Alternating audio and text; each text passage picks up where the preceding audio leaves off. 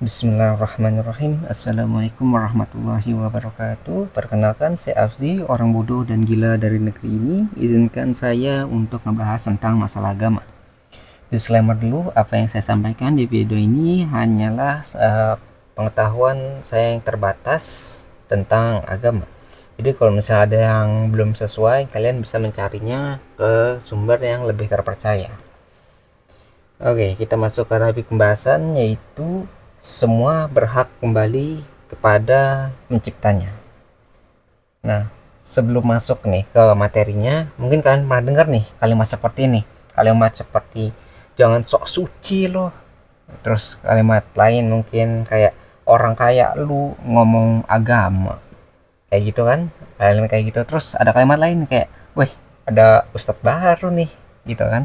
Kayak kalimat-kalimat ejekan lah, kayak misalnya ada orang yang ingin hijrah gitu, ingin menjadi lebih baik atau mengingatkan kepada agama gitu, ingin ngajak kalian. Mungkin kalian pernah mendengar kalimat ini atau mungkin kalian pernah malahan mengucapkan kalimat ini kepada teman kalian gitu kan. Nah, apa yang ingin saya bahas tuh biasanya terjadi gitu kan di tongkrongan ataupun di luar tongkrongannya orang yang ingin berubah tadi itu. Nah, orang-orang tadi itu biasanya orang yang pengen hijrah kan, orang yang pengen berpindah ke arah yang lebih baik gitu kan. Pengertian hijrah kan artinya berpindah. Jadi saya ingin membahas orang-orang yang ingin hijrah ini nih, orang-orang yang ingin berpindah ke tempat yang lebih baik gitu, dari sisi agama khususnya gitu. Nah, itu kan udah pengertian tuh hijrah, berhijrah artinya berpindah ke tempat yang lebih baik kan. Nah, pada zaman ini biasa orang-orang tersebut tuh menghadapi dua hambatan besar sih. Yang pertama nih ya, itu pasti teman-teman nongkrongannya atau teman-teman satu circle-nya atau satu grupnya, teman-teman yang ada di sekitarnya, teman-teman yang sering bergaul dengannya dan menghabiskan waktu dengannya.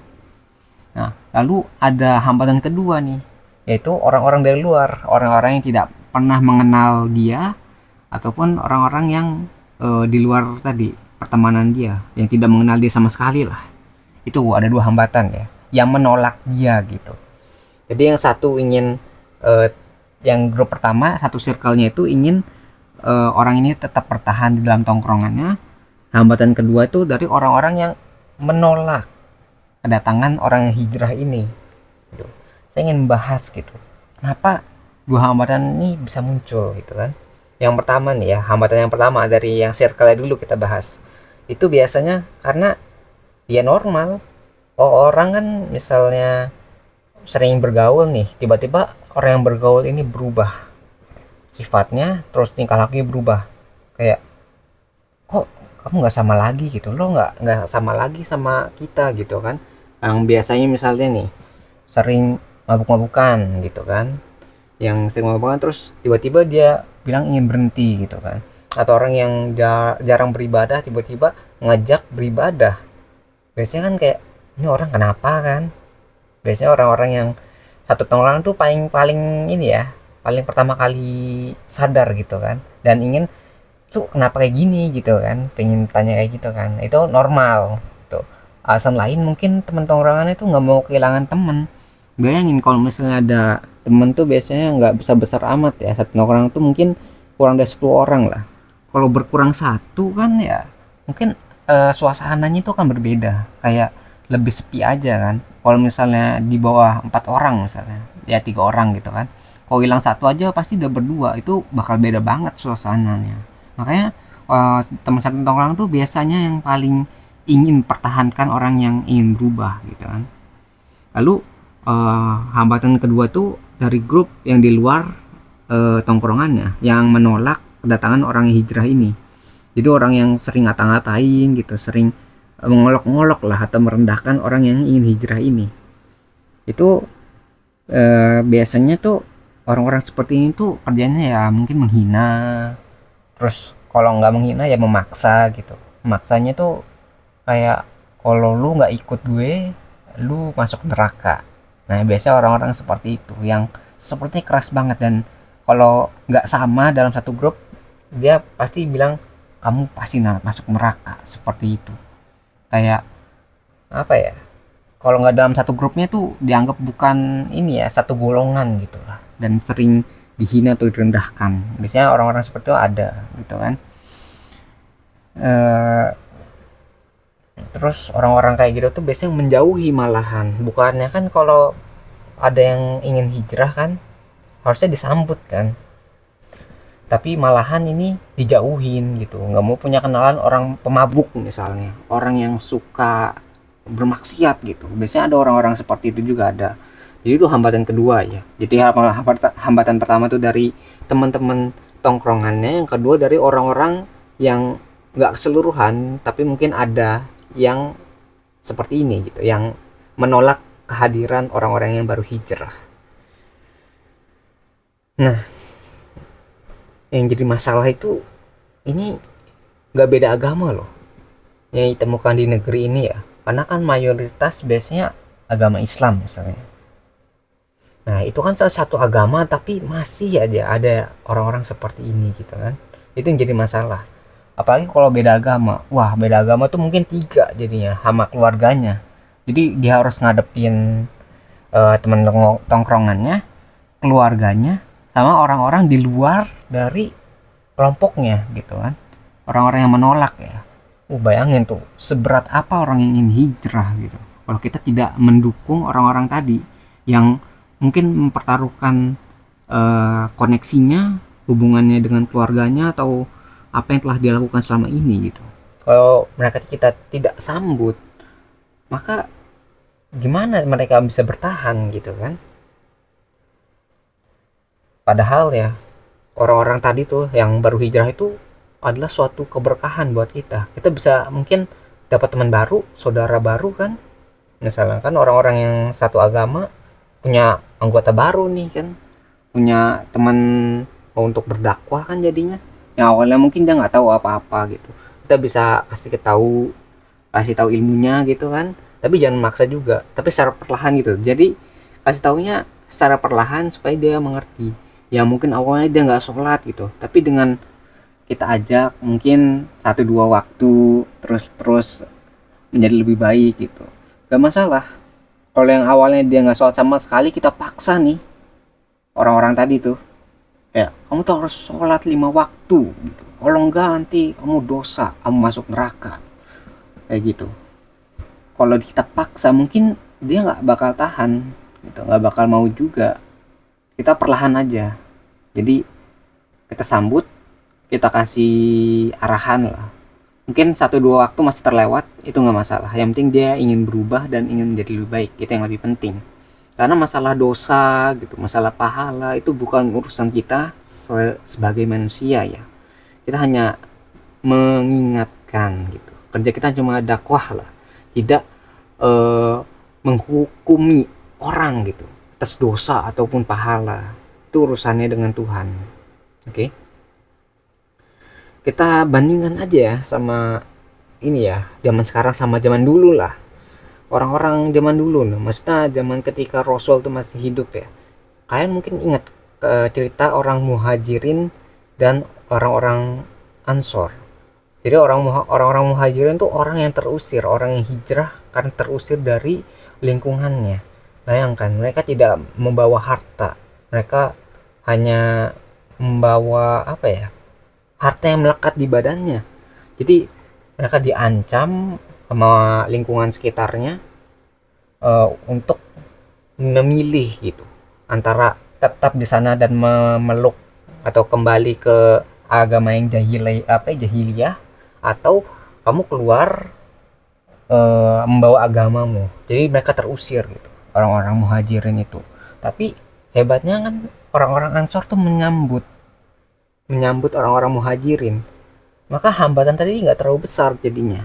Mereka yang terusir dari negerinya, dari tanahnya, dari rumahnya, mereka akhirnya disambut baik oleh orang-orang tadi, malahan dari luar daerahnya kan. Itu masih satu agama loh, orang-orang Islam juga kan gitu. Berbeda sekali sama zaman sekarang, karena kan wah, yang satu agama aja mungkin konflik gitu kan, gimana mau bersatu gitu kan. Yang satu agama aja nggak bisa bersatu kan. gitu. Terus orang-orang yang hijrah tadi tuh, orang-orang muhajirin tuh pasti didukung. Kalau ada yang kurang apa, nanti dilengkapin sama orang-orang Ansor gitu. Bahkan kan dipasang-pasangkan. Ini kamu orang muhajirin sama Ansor gitu. Jadi nanti misalnya si muhajirin ini kurang apa, dilengkapi sama Ansornya gitu. Tapi orang-orang muhajirin juga nggak ini ya, tahu diri lah gitu kan. Kayak nggak mau ngebantu gitu, nggak mau hanya dibantu, tapi mereka juga menjadi lebih baik gitu kan.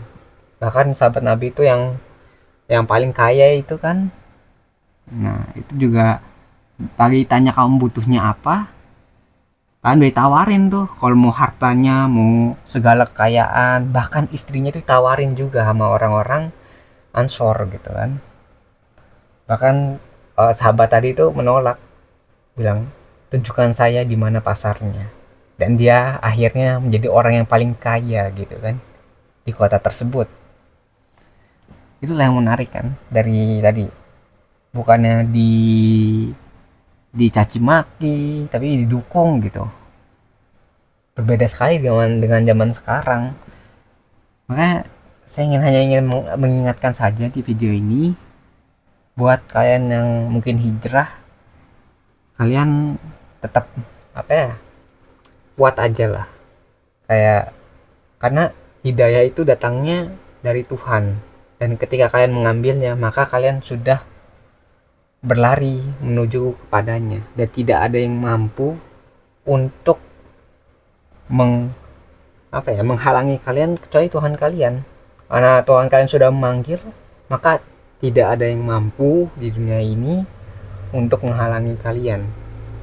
Nah, bahkan saya ingin kayak ingin mengingatkan aja ya sama orang-orang yang sering mencegah orang-orang hijrah ini gitu, yang sering menghina atau merendahkan ataupun menghalang-halangi lah orang-orang seperti ini gitu.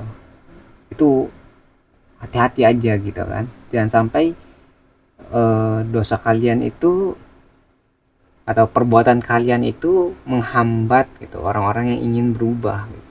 Karena itu undangan dari Tuhan. Kalian bayangin, tamu yang diundang oleh Tuhan, kalian halang-halangi, kalian caci maki, kalian rendahkan. Yang menyambut itu Tuhan, dan tidak ada yang lain gitu. Dia tuh misalnya orang yang tadi berhijrah itu ya, itu kan orang yang awalnya mungkin tidak mengenal atau mungkin sangat jauh dari Tuhan, terus diundang, dikasih hidayah, menjadi tamunya gitu kan. Tapi kita sebagai saudaranya gitu, kadang-kadang kan malah menghambat gitu kan. Bayangkan saja gitu, Tuhan sebagai yang mengundang gitu, kita menghalang-halanginya. Kita tidak berhak ya kayak ngasih tahu, wah Tuhan bakal berlaku seperti ini gitu. Tapi bayangin aja kalau kalian nih, kalian mengundang seseorang, tapi seorang yang kalian undang, kalian yang harusnya kalian sambut nih, tamu undangan kalian, tapi tamu tersebut dihalang-halangi oleh saudara-saudara kalian, kayak yang harusnya kita jamu ya, tapi dihalang-halangi sama saudara-saudara kalian gitu. Seneng nggak kalian? Yang seseorang yang mungkin kalian hormati untuk datang ke rumah kalian, tapi dihalang-halangi oleh saudara-saudara kalian. Apa yang kalian rasakan gitu? Makanya dari itu sebaiknya kita semua bisa berubah gitu. Karena Tuhanlah yang punya hak tersebut untuk memaafkan. Kita sebagai manusia ya hanya bisa mengikuti, hanya bisa mengingatkan, bukan memaksa, bukan menghambat. Tugas kita apa? Beribadah. Kalau kita menghina, merendahkan sampai menghambat, apakah itu beribadah? Maka itu bukan tugas kita, bukan tugas kalian juga. Ya, maka dari itu saya ingin mengingatkan. Ya mungkin sekian ya bahasan pengetahuan agama saya yang mungkin kurang masuk di otak kalian gitu ya para pendengar. Tapi itu adalah pendapat dari saya. Sebelum saya akhiri videonya, saya ingin menyampaikan, jika ditemukan adanya kebenaran di video ini, maka itu semua bersumber dari Tuhan yang Maha Kuasa. Dan jika ditemukan banyak kesalahan atau kekurangan di video ini, itu semua berasal dari diri saya sendiri. Di channel ini kita punya moto, jangan dipercaya, ragukan segala pilihan, dan selalu buktikan bahwa pendapat saya salah. Lalu jelaskan di mana letak kesalahannya. Saya menunggu jawaban Anda, wahai orang-orang pintar dan waras di luar sana, karena orang yang bodoh dan gila ini sangat membutuhkan bantuan kalian. Terima kasih bagi yang udah menyimak videonya, semoga bisa bermanfaat. Saya akhiri dengan kalimat wassalamualaikum warahmatullahi wabarakatuh. Saya Afzi, pamit undur diri. Kita ketemu lagi di pembahasan selanjutnya, insya Allah.